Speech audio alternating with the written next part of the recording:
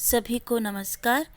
आज राष्ट्रीय युवा दिवस के अवसर पर मैं आप सबको स्वामी विवेकानंद के जीवन और उनकी शिक्षाओं से परिचित करवाना चाहती हूँ। स्वामी विवेकानंद जी की जन्मतिथि को हम सब राष्ट्रीय युवा दिवस के रूप में मनाते हैं। वो युवाओं के लिए सच्चे आदर्श हैं, कई पीढ़ियों के लिए प्रेरणा का स्रोत हैं और आगे भी रहेंगे। महान व्यक्तित्व के धनी लोगों के जीवन से हम सब हर पल और हर दम कुछ न कुछ सीखते हैं, लेकिन उनके विचारों को जीवन में कैसे उतारें यह हमें नहीं पता होता। तो इसी बात को ध्यान में रखते हुए मैंने उनके जीवन से कुछ महत्वपूर्ण शिक्षाओं का चुनाव किया है, जिन्हें हम अपने जीवन में आसानी से किसी भी पड़ाव पर उतार सकते हैं। बस उसके लिए हम सबको संवेदनशील, दयालु और कृपालु होने की आवश्यकता है। उनकी पहली शिक्षा है, विनम्रता एक अनमोल गुण है। दूसरी, जीवन में जिज्ञासा आवश्यक है। तीसरी, दयालुता और कृपालुता सदैव ही रहने वाले हैं।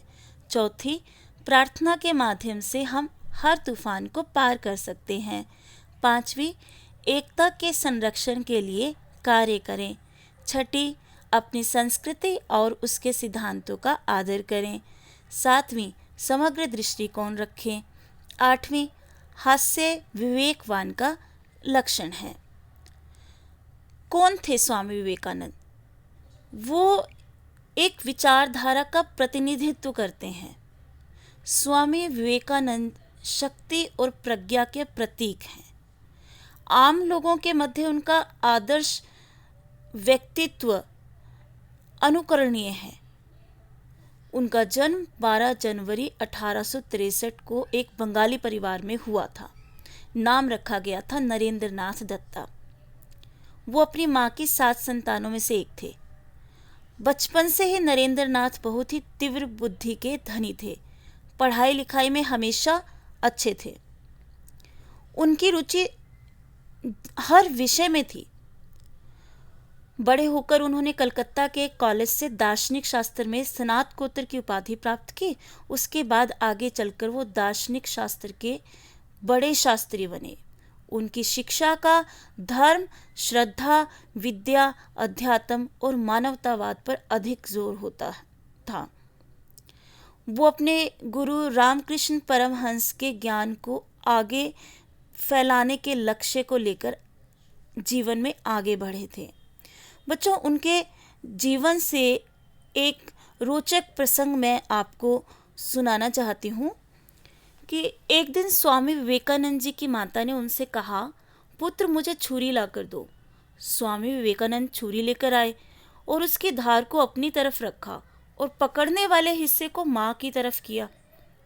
उनकी माता जी उनसे काफ़ी प्रसन्न हुई और बोली कि अब तुम समाज के उत्थान के लिए काम कर सकते हो। उन्होंने अपनी माँ से उनके इस सोच का कारण पूछा तो उनकी माँ ने कहा, जिस तरह से तुमने मुझे छुरी पकड़ाई, तुमने धार को अपनी तरफ रखा ताकि मुझे चोट ना पहुँचे, और तुमने हत्थे को मेरी ओर किया, इससे तुम्हारी दयालुता और कृपालुता का पता चलता है। तो ऐसा कहा जाता है कि उन्होंने स्वामी विवेकानंद जी से कहा कि जैसा ध्यान तुमने मेरा रखा, वैसा ही ध्यान तुम्हें सब लोगों का और इस पूरे समाज का भी रखना है। इस शिक्षा से हमें सीख मिलती है कि कभी कभार हम अपने प्रियजनों या अपने मित्रों के लिए कुछ काम प्रेम या दयालु भाव से करते हैं। हम उनके अच्छे गुणों की प्रशंसा करके मानवीय मूल्यों को प्रोत्साहित करते हैं। इस प्रकार हम उन्हें समाज में अच्छा काम करने के लिए सक्षम बनाते हैं। और दया और करुणा हमारे स्वभाव का अंग है, इसलिए हर मनुष्य को अपने जीवन में दयालुता और कृपालुता सदैव रखनी चाहिए।